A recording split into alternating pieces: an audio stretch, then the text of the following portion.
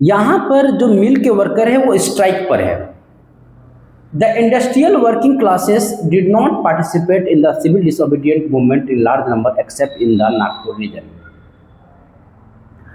As the industrialist came closer to the Congress worker stayed aloof। जिसे देखो, हम सभी को पता है कि इंडस्ट्रियलिस्ट और वर्कर के बीच में हमेशा फाइट चलता रहता है।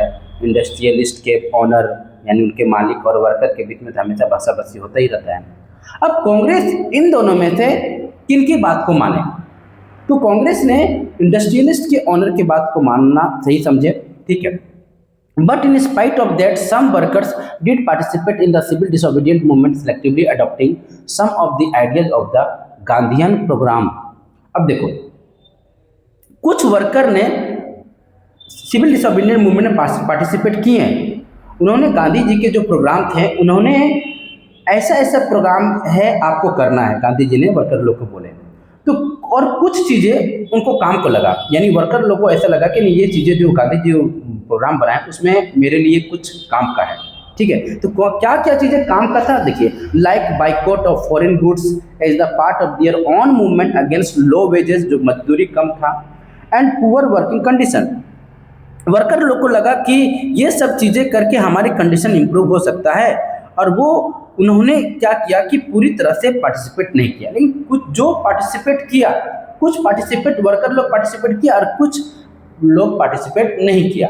There were strikes by railway worker in 1930 and dock worker in 1932। अब देखिए, डॉक वर्कर पानी में जो काम करता है ना, उसे डॉक वर्कर कहा जाता है। इन 1930 thousands of workers in Chota Nagpur tin mines wear Gandhi caps and participated in protest rallies and boycott campaign, ठीक है, जैसे मैंने बताया। But the Congress was reluctant to include workers' demand as part of its program of struggle। It felt that this would alienate industrialists and divide the anti-imperial forces। ये जो हमने बताया कि वर्कर के डिमांड को सिविल डिसोबीडियंट मूवमेंट में include करेंगे तो बिजनेसमैन का प्रॉब्लम होगी, और कांग्रेस ये चाहता नहीं था, ठीक है, कि बिजनेसमैन को प्रॉब्लम है, क्योंकि बिजनेसमैन अगर सिविल डिसोबीडियंट मूवमेंट में जुड़ेंगे तो ये उनसे कुछ पैसे मिलेंगे, फ़ायदा मिलेगा, और मूवमेंट जो होगा ज़्यादा स्ट्रॉन्ग होगा। इस कारण से वर्कर लोग का डिमांड को इंक्लूड नहीं किया जा रहा था। कांग्रेस ने इंक्लूड नहीं किए थे, ठीक है। अब देखते हैं, इंडियन जो है ना आपस में ही लड़ रहे थे, जैसे कि आपको बताया, हम आपको सारे इंडियन को सिविल डिसोबीडियंट मूवमेंट का पार्टिसिपेट करवाना, ये गांधी जी का बहुत बड़ा चैलेंज था। अब देखेंगे, वुमेन ने पार्टिसिपेट, यहाँ पर कई वुमेन ने पार्टिसिपेट किए इस मूवमेंट में, हजारों में पार्टिसिपेट हुआ, ठीक है। Another important feature of the civil disobedience movement was the large scale participation of women during Gandhiji's Salt March। Thousands of women come out of their homes to listen to him। They participated in protest marches, manufactured salt, मैंने बताया था manufacture salt के time में women's लोग participate किए थे, and picketed liquor shops। Many went to jail। In urban area, these women were from high caste family। In rural area, they came from rich peasant households moved by Gandhi ji call। They began to see service to the nation as a sacred duty of women। Gandhi ji के programme और उनके speech से women काफ़ी motivate हुई और उन्होंने freedom struggle में participate करना चालू की। खास करके बच्चों ना, रिच वुमेन लोग, ठीक है, जो हाई कास्ट फैमिली होते हैं, वो ज़्यादातर पार्टिसिपेट किए थे इस मूवमेंट में, ठीक है। Yet this increased public role did not necessarily mean any radical change in the way the position of women was visualized। ठीक है, वुमेन जो पार्टिसिपेट कर रही थी वो, पर ऐसा नहीं था कि उनकी जो पोजीशन था इंडिया सोसाइटी में बहुत ही प्राइमरी थी, मतलब लीडर रोल पर निकल कर तो आ रहे थे, लेकिन उनका जो रोल था वो सेकेंडरी ही था, ठीक है। लेकिन माना जा रहा था कि मैन को पूरी तरह से सपोर्ट भी कर रही थी। वे तो पार्टिसिपेट तो कर रही थी, पर पूरी तरह से वो सपोर्टिंग नहीं कर रही थी गांधी जी को, ठीक है। और गांधी जी खुद इसलिए रिस्पॉन्सिबल थे कि वो खुद मानते थे कि उनकी असली जगह घर में है। उनका काम था कि हस्बैंड और बच्चों को ख्याल रखना, ठीक है। Gandhi ji was convinced that it was the duty of women to look after home, be good mother and good wifes. and for long time for the Congress was reluctant to allow women to hold any position authority within the organization. बाद में जाकर बहुत सारी चीज़ें change हुई, बहुत सारे women leader निकल कर आई और जैसे कि सरोजनी नायडू है ना, it was can only on their symbolic presence. Fine student, हम लोग कंप्लीट कर दिए सिविल डिसोबीडियंट मूवमेंट को। एक बार रिकॉल कर लेते हैं कि क्या हुआ था। नॉन कोऑपरेटिव मूवमेंट चोरा चोरी मूवमेंट से बंद हुआ।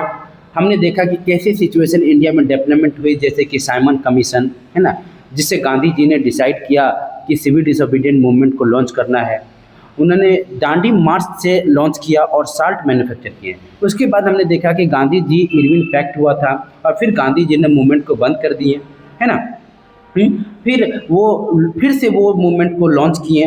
फिर हमने देखा कि कैसे कैसे लोग इस मूवमेंट में, सिविल डिसोबीडियंस मूवमेंट में पार्टिसिपेट किए और यहाँ तक हमने 1922 से 1934 तक की कहानी देख ली। अब देखेंगे 1925 टू 1947। हाँ, आपको पता होगा कि इंडिया को इंडिपेंडेंस मिली 1947 में और इसके बाद ये chapter nationalism in movement in India वो ख़त्म हो जाएगी। पर ये जो पोर्शन है वो काफ़ी इम्पोर्टेंट है और इस टाइम पर गांधी जी ने क्वाइट इंडिया मूवमेंट लॉन्च किया था। ये भी बहुत बड़ा मूवमेंट था student, after non cooperative movement और एंड सिविल डिसोबीडिएंट मूवमेंट। ये मूवमेंट 1942 में लॉन्च किया था और इस जगह पर जो चीज़ें हुई थी वो ब्रीफली हम देखेंगे, ठीक है, कि क्या हुआ था यहाँ पर। Growing anger against the colonial government was thus bringing together various groups and classes of Indians into a common struggle for freedom in the first half of the 20th century. तो डिफरेंट सोसाइटी के लोग British के against लड़ने के लिए unite हो रहे थे, जो अच्छी बात थी।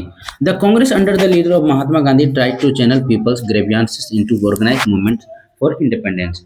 देखो, लोगों के अंदर में ग्रेवियंसेस होने एक अलग बात है और उसको मूवमेंट में ऑर्गेनाइज करना एक अलग बात है।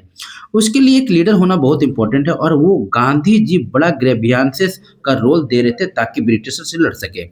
Through such movement the nationalist try to forge a national unity. देखो, गांधी जी और बाकी जो नेशनलिस्ट थे वो नेशन को यूनाइट करना चाह रहे थे, but as we have seen diverse groups and classes participated in this movement with varied aspiration and expectation. हमने पहले देखा था कि हर ग्रुप का अपना अपना एक्सपेक्टेशन और एस्पिरेशन होता था, इसलिए सभी को यूनाइट करना बहुत प्रॉब्लम होती थी।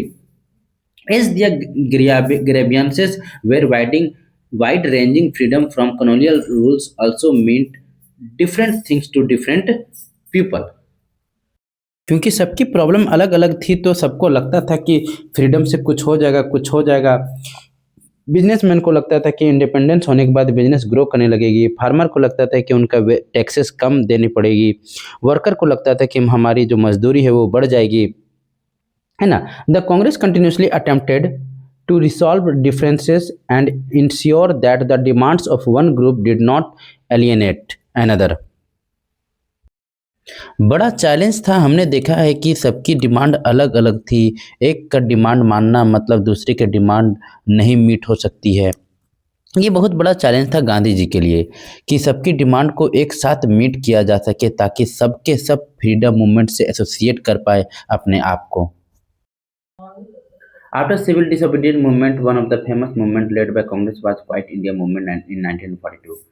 जैसे मैंने बताया, हालांकि ये हमें नहीं पढ़ना है क्योंकि हमारे सिलेबस में नहीं है। सुभाष चंद्र बोस, इनका नाम तो सुने ही होंगे। Subhash Chandra Bose also played an important role. इनका जो तरीका था, उनको लगता था कि गांधी जी के तरीके से हमें आज़ादी नहीं मिलेगी। उनको लग रहा था कि हमें आर्मी बनाने की ज़रूरत है और वो आर्मी बनाई भी थी जिसका नाम था इंडियन नेशनल आर्मी।